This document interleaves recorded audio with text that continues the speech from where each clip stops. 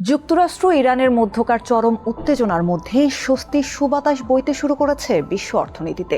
দীর্ঘ অচল অবস্থার পর হরমুজ প্রণালী পুনরায় সম্পূর্ণ উন্মুক্ত করার ঘোষণা দিয়েছে তেহরান।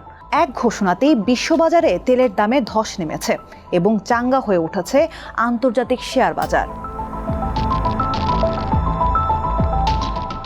ব্রিটিশ সংবাদ সংস্থা বিবিসির প্রতিবেদনে বলা হয়েছে, ইরানের পররাষ্ট্রমন্ত্রী আব্বাস আরাকচির ঘোষণার পরপরই আন্তর্জাতিক বাজারে ব্রেন্ট ক্রুড তেলের দাম ব্যারেল প্রতি $98 থেকে কমে $88 নেমে আসে। যদিও পরে দাম কিছুটা সামঞ্জস্য হয়ে $92 দাঁড়ায়, তবুও একে বড় ধরনের পতন হিসেবে দেখা হচ্ছে। সংঘাতের আগে তেলের দাম ব্যারেল প্রতি $70 নিচে ছিল, যা যুদ্ধের প্রভাবে $119 পৌঁছে যায়। হরমুজ প্রণালী খুলে যাওয়ার খবরে বিশ্বব্যাপী বিনিয়োগকারীদের মধ্যে আস্থা ফিরেছে। কঙ্কা ডিপ ফ্রিজে চাহিদা মতো মোড বদলে নরমাল ফ্রিজ করে ফেলুন। কঙ্কা, হ্যাপি থাকুন। এর প্রভাবে যুক্তরাষ্ট্রে S&P 500 সূচক 1.2% বৃদ্ধি পেয়েছে। প্যারিসের CAC 40 সূচক এবং ফ্রাঙ্কফুর্ট ডেক্স সূচক বেড়েছে প্রায় 2%। এছাড়া লন্ডনের FTSE 100 সূচক 0.7% বৃদ্ধি পেয়ে দিন শেষ করেছে।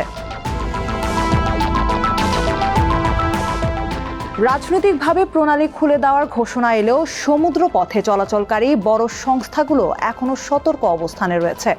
আন্তর্জাতিক চলাচল সংস্থা বিমকো মনে করে, সমুদ্রের নিচে মাইন হামলার ঝুঁকি এখনও কাটেনি, তাই জাহাজগুলোকে এই এলাকা এড়িয়ে চলার পরামর্শ দিয়েছে সংস্থাটি।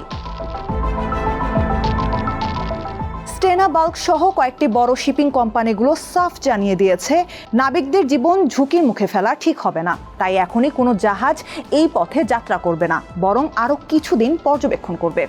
আন্তর্জাতিক সামুদ্রিক সংস্থার প্রধান আর্সেনিও ডোমিঙ্গেস জানিয়েছেন, ইরানের দেওয়া সব জাহাজের জন্য নিরাপদ চলাচল প্রতিশ্রুতিগুলো যাচাই করা হচ্ছে। হরমুজ প্রণালী বন্ধ থাকায় শুধু জ্বালানি নয়, আরও অনেক খাতে প্রভাব পড়েছে। বিশ্বের 1/3 সারের রাসায়নিক এই পথ দিয়ে যায়, ফলে সার সরবরাহ বন্ধ হয়ে খাদ্যপণ্যের দাম বৃদ্ধির আশঙ্কা দেখা দেয়। জেট ফুয়েল সংকটের কারণে বিমান চলাচল বন্ধ হওয়ার আশঙ্কাও তৈরি হয়েছিল। এমনকি যুক্তরাজ্যে পেট্রোল ও ডিজেলের দামও বেড়ে গিয়েছিল, যদিও পরবর্তীতে এর দাম সামান্য কমতে শুরু করেছে। অর্থনীতিবিদদের মতে, এই যুদ্ধবিরতি এবং প্রণালী খুলে দেওয়াটা খুব সীমিত সময়ের জন্য হতে পারে। ক্যাপিটাল ইকোনমিক্সের মতে, মাত্র 9 দিনের এই সুযোগে আটকে থাকা ট্যাঙ্কারগুলো বের হতে পারবে ঠিকই, কিন্তু স্থায়ী শান্তি না এলে সরবরাহ ব্যবস্থা স্বাভাবিক হতে আরও কয়েক মাস সময় লাগবে।